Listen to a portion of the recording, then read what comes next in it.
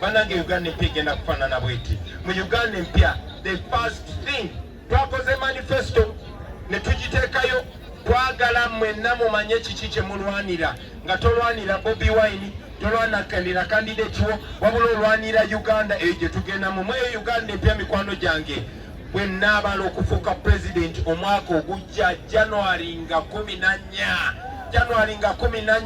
tugenda kuputinga an end, tugenda kulekerawo okubonaabona mu Uganda.